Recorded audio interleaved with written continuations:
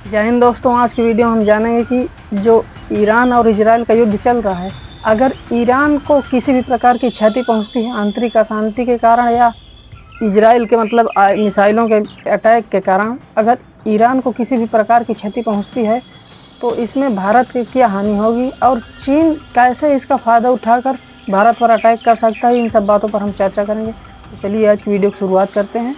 तो सबसे पहले जान लेते हैं कि चीन है, जो चीन गणराज्य, चीन का जो सारा व्यापार होता है वो मलक्का संधि के तहत होता है। वही एक रास्ता है जिससे चीन का पूरा व्यापार होता है।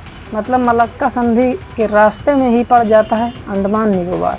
तो चाइना ने क्या किया इस पर?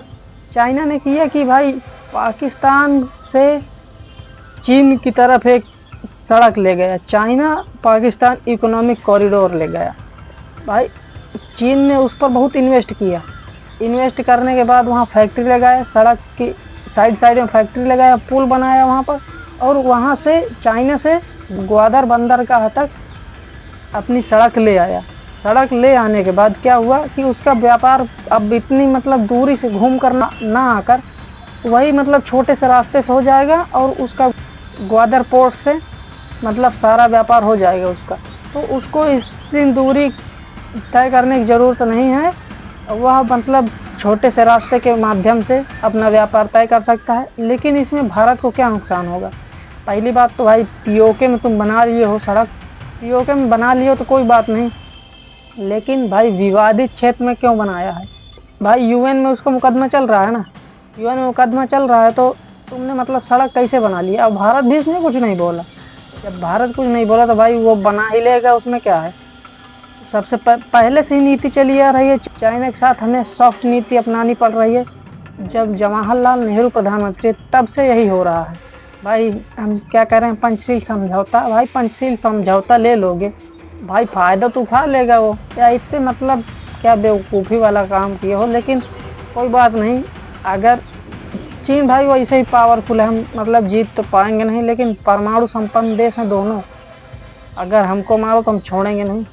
लेकिन अगर ईरान को इसमें क्षति पहुंची तो भाई चाइना अगर यहाँ पर पहुंच गया तो सबसे पहले यह हम जान लेते हैं कि अब कैसे यह चाइना हमें भारत को क्षति पहुंचाने की कोशिश करेगा। इन सब बातों पर हम चर्चा कर लेंगे। देखो भाई, जो ईरान है उसका चाबहार बंदरगाह है, उसको भारत ने भाड़े पर लिया है। तो चाबहार बंदरगाह से हमारा आयात निर्यात दोनों होता है, पूरा सेंट्रल एशिया से पूरा आयात निर्यात होता है। अगर ईरान को किसी भी प्रकार की क्षति पहुंची इजराइल के थ्रू, तो क्या होगा वहाँ भाई ईरान से हमारा पेट्रोलियम आयात होता है, पेट्रोलियम आयात होता है, नेचुरल गैस आयात होता है, और अन्य चीज़ें बहुत सी चीज़ें जो सेंट्रल एशिया से आती हैं, उन सब चीज़ों का आयात उसी चाबहार बंदरगाह से होता है। तो भाई अगर ईरान को क्षति पहुंची तो भाई चाबहार बंदरगाह से होते हुए हमारी एक सड़क जाती है अफ़गानिस्तान से होकर तजाकिस्तान में। तजाकिस्तान में भाड़े पर हमने भी एक एयरपोर्ट ले रखा है भारत ने, वो उसका नाम है फारखोर एयरबेस। फारखोर एयरबेस जब भारत भाड़े पर लिया है तो उससे क्या होता है, चाइना के पास आ जाता है, भारत एकदम पास आ जाता है। तो इसमें हमला करने में अगर चाइना हमारे ऊपर हमला करेगा, चाइना जैसे पाकिस्तान की सीपीईसी से हमला करेगा भारत पर, तो कोई दिक्कत नहीं, हमला कर देना भाई।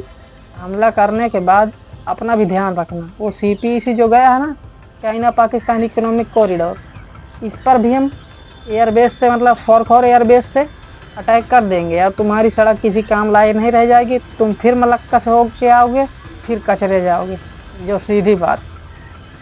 तो यहाँ तक बात हमें समझ में आती है, क्योंकि भाई देखो, चाइना इजराइल का और ईरान का जो वार चल रहा है, इसमें फ़ायदा उठा सकता है। क्योंकि भाई जब शीत युद्ध चल रहा था, 1960 का दशक था, तो उस समय चीन ने क्या किया? उस समय चीन ने किया कि उसने अक्साई चीन पर कब्जा कर लिया। भाई पूरी दुनिया जब शीत युद्ध में बिजी थी, क्यूबा संकट में बिजी थी, भाई क्यूबा संकट में यह था कि आज परमाणु बम चल जाए कि कल कोई ठिकाना नहीं। लेकिन उस समय भाई चीन ने हमारा अक्साई चीन कब्जा कर लिया। तो इसका भी मतलब कोई गारंटी नहीं ले सकता कि भाई इजराइल ईरान वार में जब तो पूरा मतलब तीसरा विश्व युद्ध होने की कगार पे है, मतलब कि अगर तीसरा विश्व युद्ध हो गया तो मतलब चाइना ऐसा करेगा नहीं, क्योंकि यार ईरान में उलझा हुआ है वो। लेकिन अगर ऐसा वो करना चाहे तो आराम से कर सकता है, क्योंकि भाई उसके पास पैसा है, तकनीकी है, सब कुछ है। वो करना चाहे तो आराम से कर सकता है। इसमें भारत का यह लॉस होगा कि यार भारत अपनी ज़मीन खो बैठेगा अपने हाथों। तो दूसरा लॉस हम जान लेते हैं कि भाई देखो, अगर ईरान की क्षति पहुंची तो हमारा ईरान से जो रेल लाइन जाती है अफगानिस्तान में, तो हमारे उस रेल लाइन से कनेक्टिविटी टूट जाएगी और हमारा एयरबेस मतलब फॉरखौर एयरबेस में पहुंचने का सपना ही अधूरा रह जाएगा। तो यहाँ तक बात समझ में आ गई कि ईरान को अगर इजराइल द्वारा क्षति पहुंचाया जाता है तो ईरान में अशांति फैल जाएगी। उस अशांति के कारण हम अपना मतलब अफगानिस्तान और तजाकिस्तान के एयरबेस तक नहीं पहुंच सकते। लेकिन दूसरा क्या है कि भाई हमारा जो बंदरगाह है, चाबहार बंदरगाह, उसको भाड़े में लिया हुआ है।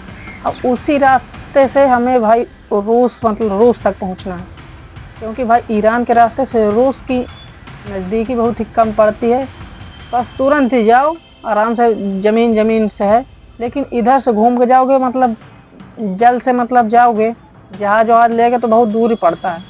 तो दूर पड़ता है तो यार यहाँ से हमारी कनेक्टिविटी टूट जाएगी रूस तक जाने की। ये हमारा पहले बात हो गई। और रूस से हमारे पेट्रोलियम और बहुत सारे मतलब हथियार और औजार की सप्लाई भी होती है रूस से हमारे देश में।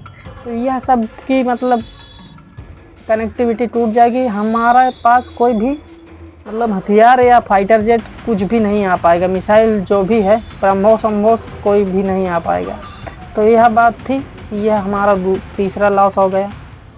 अगर ईरान को फिर भी क्षति पहुंचती है, ईरान को क्षति पहुंची तो हमारा क्या होगा? हमारा सेंट्रल एशिया से कनेक्टिविटी टूट जाएगी, क्योंकि भाई ये यमन की तरफ हौती विद्रोही, यहाँ भी अशांति है और ओमान की तरफ भी कोई दिक्कत मतलब बहुत ही दिक्कत है। उधर से भी व्यापार व्यापार हो नहीं सकता, क्योंकि भाई अभी मतलब सेंट्रल एशिया पूरा बिजी है युद्ध में। तो हमारी कनेक्टिविटी टूट जाएगी। तो यह सब बातों को लेकर हम जाने कि भारत को क्या नुकसान हो सकता है। अब हम जान लेते हैं कि ईरान जो अपनी मिसाइलें दागता है इजराइल पर, उस पर रोक क्यों नहीं पा रहा है इजराइल अपनी? इतना मतलब टेक्नोलॉजी इतनी ज़्यादा है तो अपनी मिसाइलों को रोक क्यों नहीं पा रहा? कि देखो भाई, अगर हम बात करें भाई हाइपरसोनिक मिसाइलों की, तो हाइपरसोनिक मिसाइल दे रहा है रूस ईरान को। हाइपरसोनिक मिसाइल जब दे रहा है तो भाई हाइपरसोनिक मिसाइल ध्वनि की रफ्तार से 5 गुना तेज़ चलती है। तो मतलब इतनी स्पीड वाली मिसाइल को आयरन डोम तकनीकी रोक नहीं पाती। लेकिन इसमें एक बड़ा और झोल हो गया। अगर मान लो यहाँ हाइपरसोनिक मिसाइलों को भी नहीं रोक पा रहा, कल को मतलब परमाणु बम दे दिया रूस या चाइना कोई भी, क्योंकि चाइना और अमेरिका की दुश्मनी मतलब 36 का आंकड़ा है। तो मतलब चाइना या रूस कोई भी अगर परमाणु बम दे दिया ईरान को, तो उसी हाइपरसोनिक मिसाइल में बांध के मारेगा इजराइल पर। एक के बम कहा है वो दिया जाएगा, एक बम में बिखरा जाएगा पूरा इजराइल। मतलब एक परमाणु बम गिरा तो पूरा इजराइल सत्यानाश। भाई अगर इजराइल पावरफुल नहीं रहेगा ना तो सेंट्रल एशिया वाले देश उसे खा जाएंगे, क्योंकि भाई भूखे हैं सब लोग। अगर थोड़ा भी कमज़ोर पड़ा इजराइल तो ये सेंट्रल एशिया वाले उसे छोड़ेंगे नहीं। तो आशा करता हूँ आपको इजराइल क्यों नहीं रोक पा रहा है अपनी आयरन डोम तकनीकी से ईरान की मिसाइलों को, और भारत का इस युद्ध से क्या संबंध है, भारत को क्या नुकसान होगा, ये सब बातें आपको समझ में आ गई होंगी। तब तक के लिए जय हिंद। मिलेंगे अगले वीडियो में।